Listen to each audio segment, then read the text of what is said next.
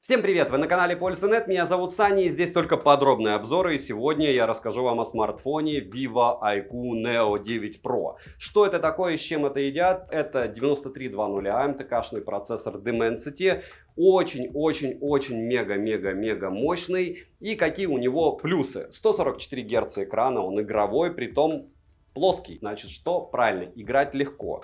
У него пластиковая рамка, но за счет этого он у нас легкий. Нет мини-джека, есть инфракрасный порт. Если из веселого, то, разумеется, он мега быстро заряжается, но у него нет беспроводной зарядки. К слову, у него очень приятный ценник, есть почти все бенды, есть Google сервисы. Разумеется, русский язык. Помимо этого всего, у него ультраширик, который может снимать в 4К 60 FPS, и здесь еще на нем автофокус. Разумеется, основной модуль может снимать в 8К 30 FPS, и еще очень много веселых вещей. Напоминаю, что все исходники фото и видео в моей личной телеге можете посмотреть. Этот смарт мы уже гоняли на канале для стримов Польза.нет, стримы прожарки, больше 2 часов, и он расстраивался прямым текстом. Похожий смартфон у меня уже был в обзоре на канале, это Vivo IQ Neo 9, там у нас стоит Snapdragon 8 Gen 2, и не особо сильно они отличаются, но это только с первого взгляда. Поэтому смотрим. Распаковка. Поставляется данная модель в интересно оформленной упаковке, как, к слову, и младшая модель, обзор на которую, повторяюсь, уже был на канале. Выполнена коробка из плотного картона, на ней есть название и краткие характеристики модели. Упаковка хорошая. В комплекте мы имеем сам смартфон с наклеенной защитной пленкой, силиконовый чехол, краткое руководство, блок питания на 120 Вт с китайской вилкой и кабель для зарядки с Type-C на Type-C. Слот прорезиненный на 2 нано-сим-карты, карту памяти, разумеется, запихать нельзя. Весит смартфон 199 граммов, а габариты 164 на 76 на 10,6 мм с блоком камер. Розыгрыши море, читаем описание, какие сейчас актуальны. Постоянно это 5 Mi Band 8 серии, разыгрывается за лайк, подписку и комментарий к любому видео ежемесячно. Не забудьте подписаться на телеграм-канал скидок, там всегда много полезного взаимопомощи, и мой личный телеграм-канал по ссылкам в описании. Перейдем же к смартфону. Полетели. Приобрести данный девайс можно в черной, красной и голубой расцветке. Внешний смартфон такой же, как и Neo 9. Pro версию я приобрел в синей расцветке. Как вы помните, красная тыльная часть была двухцветная. У этого тыльная часть из стекла, а рамки пластиковые. Сборка устройства хорошая, материалы тактильно приятные, но, конечно же, не премиум сегмента, да и защиты от влаги и пыли официально заявленной нет. По неофициальным данным, смартфон имеет стандарт защиты IP54. По эргономике в руке смартфон лежит комфортно, грани прямые, одной рукой пользоваться смартфоном можно без каких-то проблем. На одном торце расположена кнопка питания и качели регулировки громкости, без особого люфта, точнее вообще без люфта, если сравнивать с каким-нибудь третьим эшелоном из разряда Zero 30, который стоит практически так же. Далее есть разъем USB Type-C OTG версии 2.0, 2 микрофона и K-порт, а вот мини-джека нет, как и нет функции MHL. По звучанию мы имеем разговорный основной динамик, исходя из этого смартфон не поддерживает полноценное стерео, при этом оно хорошее, ко всему есть предустановки звучания, то есть стерео здесь есть, но есть ощущение перекоса звука. Линейный вибромотор по оси X с поддержкой Gaming Vibration Sense, но проблема в том, что даже в PUBG New State, который он а-ля поддерживает, почему-то он слетает. Единственное, он в Геншине пытается работать, а так в основном он для китайских игр. Качество вибромотора, учитывая стоимость, хорошее, плюс он настраиваемый, но не OnePlus-овский, к сожалению. Летим дальше. Смартфон оснащен OLED 8T LTPO дисплеем на 6,78 дюйма с разрешением 2800 на 1260 пикселей 1,5К и частоту обновления экрана от 1 до 144 Гц. Но для того, чтобы выбрать частоту отдельно для определенного приложения, нужно вводить код. И это печаль. То есть просто ничего не сделать. Везде костыли. Экран такой же, как у младшей модели. Соотношение сторон 20 к 9. Соотношение экрана к корпусу 93,43%. Экран плоский. Рамки не громадные, как и подбородок. Плотность пикселей 452 ppi. И единственное, по экрану здесь просто огромного размера фронталка. Есть поддержка HDR10+, технологии Always On Display и шим затемнения до 2160 Гц. Показатели шима иногда поднимаются выше 20%, но потом они стабилизируются. В принципе, шим довольно приличный. Результаты измерений вы видите на экране, могло бы быть и лучше. Пиковая яркость в режиме HDR 3000 нит. По моим тестам экран выдает на 100% яркости 890 люксов. С включенным режимом автояркости 2000 люксов, чего более чем достаточно. Тест на частоту дискретизации касания выдал неплохой результат, да и в играх проблем с сенсором у меня не было. Мультитач на борту, на 10 касаний экран откликается не сразу, к сожалению. Далее, разблокировать экран можно при помощи сканера отпечатков пальцев, внедренного в экран, распознавания лиц и стандартными способами разблокировки, а также есть комбинированный способ. Сканер отпечатков пальцев работает корректно, но промахи все-таки изредка проскакивают. Зарегистрировать отпечаток одного и того же пальца нельзя, за что отдельный плюс. Распознавание лица срабатывает отлично даже под углом. К слову, напоминаю, что, допустим, в смартфоне от того же бренда BBK Realme GT5 Pro добавили еще возможность разблокировки по ладони. Процессор установлен здесь MediaTek Dimensity 9300 с техпроцессом 4 нанометра с 8 ядрами, максимальная частота которого 3,25 ГГц. Напоминаю, что у Neo 9 установлен Qualcomm Snapdragon 8 Gen 2, а в Neo 9 Pro установлен игровой чип Q1, а графический процессор Mali G720 Immortals MP12. Интерфейс Origin OS 4 на базе Android 14 версии, разумеется, в китайской версии. Google сервисы на борту и русский язык есть, но проблемы с оповещениями также присутствуют. Конечно же, все настраивается, но благополучно слетает при обновлениях. У кого-то, к слову, не слетает, у кого-то вообще все работает, но я подозреваю, что это большинство продавцы. Особенно оповещения на AODi. Почитайте форумы, кому это важно и интересно, лучше быть подкованным и понимать, с чем вы столкнетесь. Блокировки не прилетают. Оперативная память LPDDR5X доступна на выбор 12 или 16 гигабайт, внутренняя память быстрая UFS 4.0 на выбор 256 гигабайт, 512 гигабайт или 1 терабайт. Имеется поддержка Wi-Fi 7 серии, поддержка 5G сетей, 4G сетей и ниже. Для 4G сети Band 7 и 3 на борту, а вот 20 отсутствует. Это не критично и многим это не важно, но лучше перепроверить, с чем работает конкретно ваш оператор. Связь смартфон ловит в целом хорошо, и датчик приближения лично меня не подводил. Запись разговора есть и без уведомления о начале записи, потому что это китайская версия смартфона. Bluetooth версии 5.4, аудиокодеков на борту более чем достаточно. На экране вы можете наблюдать список поддерживаемых кодеков. NFC смартфон поддерживает, и MirPay встает без проблем. GPS-тест в городских условиях показывает точность до 1 метра, но, повторяюсь, Qualcomm-овские 3 метра по мне всегда лучше для навигации. Емкость аккумулятора 5160 мАч,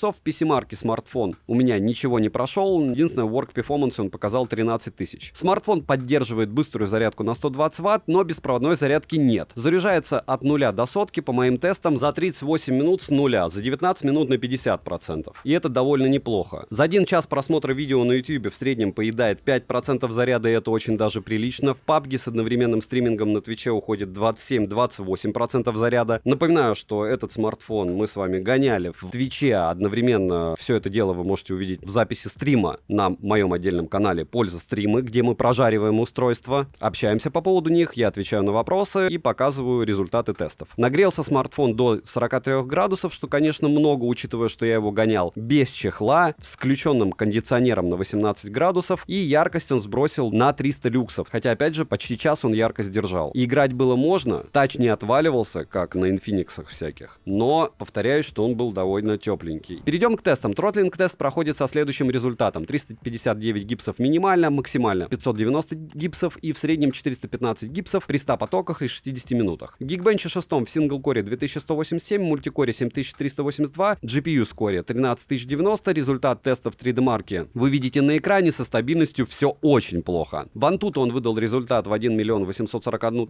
баллов, а Storage тест показал отличные 177 тысяч. Переходим к камерам. Основной блок камер с тыльной части состоит из 2 сенсоров и LED-вспышки. Практически то же самое, кстати, не считая ультраширика, как и в Neo 9. Основной сенсор Sony IMX920 на 50 мегапикселей с оптостабом, апертура 1.9 и доступным разрешением для видеосъемки 8К 30 FPS, 4К 60 FPS и ниже. Сверхширик GN1 на 50 мегапикселей с апертурой 2.0 и углом обзора в 119 градусов, а Neo 9 был куда хуже, сверхширик на 8 мегапикселей. Цифровая стабилизация на борту, суперстабилизация работает только при 1080p 60 FPS, фронтальный сенсор на 16 мегапикселей находится по центру верхней части экрана в большом вырезе, максимальное разрешение для съемки видео у него позорное, 1080p 30 FPS. Ради этого такую дырку делать не стоило iQOO. Короткие примеры вы сейчас увидите, и многие, кстати, кто посмотрел исходники в моей личной телеге, что видео, что фото, согласились, что как-то у него алгоритмы хуже работают, чем у Neo 9, вроде бы с тем же железом. А все дело, мне кажется, в процессоре. 4К 60 FPS, iQOO 9 Pro, и на ультраширик перейти нельзя. Съемка против солнца. В ту сторону смотреть очень сложно. Сейчас проверим иксы. И что я хочу сказать? Хочу сказать я такую вещь, что когда вы, допустим, X6,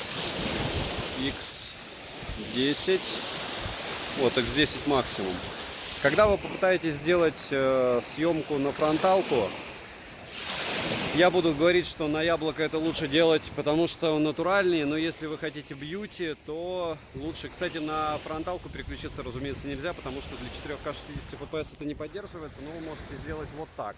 К слову, я так и делаю в, получается, обзорах одним кадром. От чего я хотел это сказать? Потому что если вам нужны красивые фотографии у вас, по умолчанию все Android устройства практически их делают. Яблоки делают вас такими, какой вы есть. То есть даже если вы отключаете бьюти режим в яблоке, все равно, точнее в Android все равно вы получите бьюти режим. 1080p 30 FPS и, наверное, еще полгодика-годик обзоров, и я перестану комментировать то, что я вижу на картинке у смартфона, когда я снимаю, потому что это очень сильно разительно отличается от того, что я получаю потом на компьютере или вы видите потом на YouTube. Почему? Потому что, опять же, алгоритмы работают постфактум, то есть когда это дело все сохраняется, кто-то добавляет цвета, кто-то улучшает картинку. Допустим, по моим тестам и по моим ощущениям, допустим, пиксели очень красиво выглядят, когда они снимают на смарт, на самом смарте, или Tecno, Infinix. Но когда ты скидываешь все это дело на компьютер, грешат сбросом FPS очень сильным, допустим, те же Xiaomi или кодировкой. Но опять же, это старые модели, новые модели лучше. Но в целом вот так вы сможете снимать на фронталку, притом это без усиления голоса. С усилением голоса очень многие мне говорили, что съемка намного лучше. Вот сейчас я ее включил, усиление голоса, функцию. И в целом вы можете ее оценить. Первично не хотел снимать, но в общем сниму. Это фунчоза с говядиной и без особого какого-то дополнительного освещения. Вот так вы сможете вести свой фудблог. Наверное, скоро я приучу зрителей, что без еды лучше не смотреть, да? И iQOO 9 Pro, основной модуль, 4К 60 FPS. Давайте вот так посмотрим. Не знаю, как стаб отрабатывает, усиление голоса включено. Съемка с одной руки, варю кофе уже, наверное, минуты 3. Возможно, обрезать буду до момента появления кофе. Включено усиление голоса, стандартная гейзерная кофеварка. Подобные тесты тоже у меня в каждом ролике, так же как съемка храма и коня. Вот. Почти в каждом. Вообще, в прошлый раз у меня... Опа! Смартфон под названием GT10 Pro. Еще я отказался снимать, кстати, или это Zero был. Вот сейчас автофокус, видите, как убегал? Ну давай, работай. Работай. Главное не залить смартфон кофе. Давайте помогу ему рукой. Помог пальцем отфокусироваться.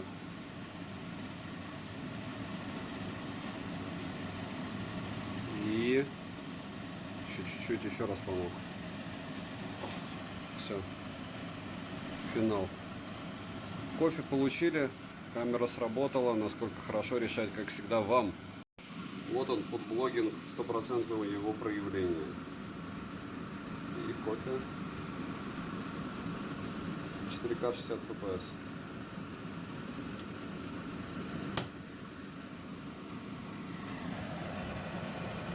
В целом огонь. 1080p 30 FPS, основной модуль, перехожу на ультраширик. Усиление голоса включено, снимается все в режиме эконом, прямо скажем. Ну, 1080p 30 FPS, чего от них хотеть, правильно? Сейчас интереснее, 4К 30 FPS, ультраширик 4К 30 FPS, основной модуль 4К 30 FPS, усиление голоса, съемка с одной руки. И включена еще, кстати, дополнительная стабилизация. Мне прям очень интересно, насколько хорошо будет картинка. Хороша. Нет, я вас дезорганизовал. Это обычно стандартная стабилизация. Здесь просто-напросто обозначается, как будто это супер стабилизация. Но, в общем, стандартная в 4К 60 FPS работает. Супер работает в 1080p 60 FPS. Эта локация еще будет в сравнении, может быть, с яблоком, но очень сильно вряд ли. Почему? Потому что iQOO Neo 9 стоит все-таки на процентов минимум 25 дешевле. И точно не позиционируется как камерафон. Ультра скромная фронталка, 1080p 30 FPS, очень непривычно, потому что мне необходимо руку оттягивать для того, чтобы снимать. ночь, усиление голоса, и кто бы что ни говорил, как мне повторяют часто, что чего ты хочешь, чтобы смартфон играл и записывал видео, еще что-то. Разумеется, 2024 год. Мне 40 лет, с 20 лет выпускаются смартфоны, то есть 20 лет. И понятно, что, допустим, как Поко грамотно сделал, вы заметили, мы не заметили, потому что мы такие, ну, он стал стоить $219, и я сам на презентации вау. А с другой стороны, это стоило до этого у них, допустим, одна из моделей $189 или $199. И они накинули двадцатник за актуальное железо. При том, что до этого тоже год назад стояло по их меркам актуальное железо. То есть, в принципе, в долларовом эквиваленте дорожает все. А за то, что оно дорожает все, вот как и SiAQ, хочется, чтобы они чего-то добавляли. Хотя в целом вот сейчас меня картинка устраивает, но она устраивает в первую очередь на смартфоне. Когда все это дело сохраню, когда я скину на компьютер, и вы сможете скачать исходники либо в телеге, либо сейчас увидите, это уже другая история. И отдавая $4,5 по $500, хочется получить от смартфона все в той или иной мере, особенно когда за эти $500 есть тот же Xiaomi 13, который, может, и не супер бомбезно снимает, но круто. Тот же S23, который сейчас еще будет дешевле Samsung.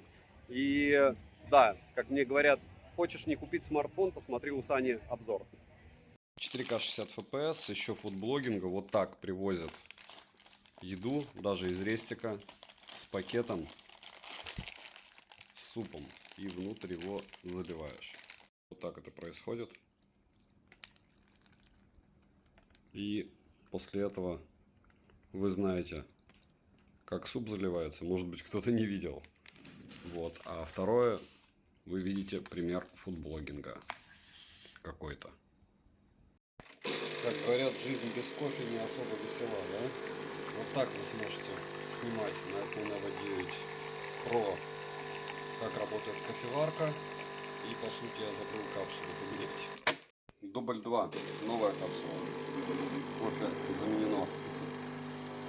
Усиление голоса включено, освещение стандартное, никаких ламп у меня не включено. Вот так вы сможете снимать какие-то вещи. Кстати, вот смотрите, допустим, крупный план. Довольно плавно переключается. Я говорю, мне вообще айкушки нравятся, как мне многие пишут, ты меня подсадил. Это вы сами себя подсадили, когда начали покупать всякие Neo. Очень-очень бодрые смартфоны в плане всего. Хороши они. 4К 60 FPS, съемка с одной руки. И вот так сможете снимать с усилением голоса. И иксы, X3, X5, X10. И продолжение фудблогинга. Раз, два и три. Пример iQOO Neo 9 Pro. Съемка ночью. Освещение вот только такое. 1080p 30 fps, фронталка. Если вы будете на ней снимать, то будет так. 1080p 30 fps, еда в магазине. 4К 60 fps, на ультраширик, разумеется, не перейти, он это дело не поддерживает. Все еще питание в магазине. Кому интересно, можете поставить на паузу. Все умножаем на 2,6 сейчас. Кстати, к слову, я хотел поспорить и рассказать по поводу одного момента. Мы очень часто спорим с другом по поводу ценообразования. Вот если вы понимали, то вот это вот цена. Умножайте 159 на 2,6. Это за 10, нет, 83. 83 на 2,6. И вот это будет десяток, который здесь производят, и при том это ультра дешево. Понимаете, к чему я? Кофе. И говорю, когда смотришь на эти цены, вот я, допустим, родственникам показывал, им всем становится легче от вот этих цен. Это чай. Очень, кстати, убогий. Это молочка. Тоже умножаем на 2,6. И это еще и скидка 69 за 3. Чипсы. Тоже 4К 60 FPS. 59 на 2,6. Да-да-да. Дошики. 50 с лишним рублей. Вот этот вообще космос стоит. Это вот простые самые. Почему 1080p 30 FPS, да? Гоняли мы его уже с вами на канале для стримов. Посмотрите всем, кому интересно. Усиление голоса включено, усиление голоса отключено. Вот такая разница. Вот сейчас 1080p 30 FPS основной модуль. Сейчас 1080p 30 FPS ультраширик без усиления голоса. 4К 60 FPS без усиления голоса и 4К 60 FPS с усилением голоса. Такая же штука, как и была в iQOO Neo 9.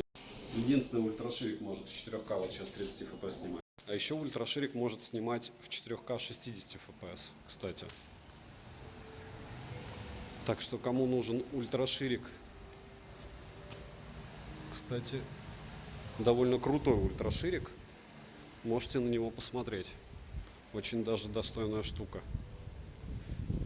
Еще и по стабу. Телевика не хватает, правда? А еще защиты от влаги не хватает, а еще не хватает микро-USB, а еще много чего не хватает. Но и ценник тоже не заоблачный, если смотреть в долларах. И возвращаясь к теме ультрашириков, вот сейчас я, допустим, специально не выставил фокус. Вот он нашел его, получается, за 6 секунд. Я не знаю, чего с ним случилось, но он сейчас снимает в 4К 60 FPS. Разумеется, 8К ультраширик снимать не может, но для ультраширика 4К 60 FPS это уже очень круто. Насколько хорошо, разумеется, оценивать вам. Насколько плохо, что там с автофокусами. Потому что я сейчас на экран смотреть не могу. Я слежу за дорогой. Вы следите за тем, насколько хорошо может снимать данный смартфон в разных условиях обстановки. И фронталка, съемка с одной руки, 1080p 30 FPS в движении. Мне кажется, я только что отломал защиту на своем байке. Или трубу. Что-то у меня отвалилось. Но неважно. Главное, что вы сейчас видите, как примерно сможете себя снимать в движении. И слышите, как примерно могут работать микрофоны. Но если на комфортное расстояние выставлять, то это будет так. То есть, либо говорить громко и снимать на фронталку, либо говорить тихо, но снимать половину лица. К сожалению.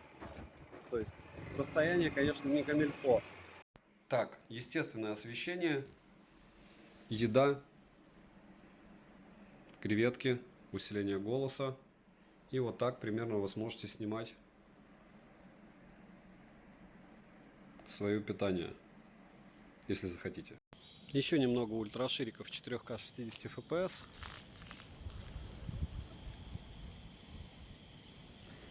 Красит, конечно, небо, но это по ощущениям. Опять же, неизвестно, как будет все на экране. Дымка есть. Вы ее, может быть, видите. Если видите, то все хорошо. Если не видите, то нехорошо. 1080p 30 FPS с усилением голоса, чтобы вы понимали разницу. 1080p 60 FPS с усилением голоса, чтобы вы увидели разницу в разрешении. 4К 30 FPS с усилением голоса. Вот так вы можете снимать.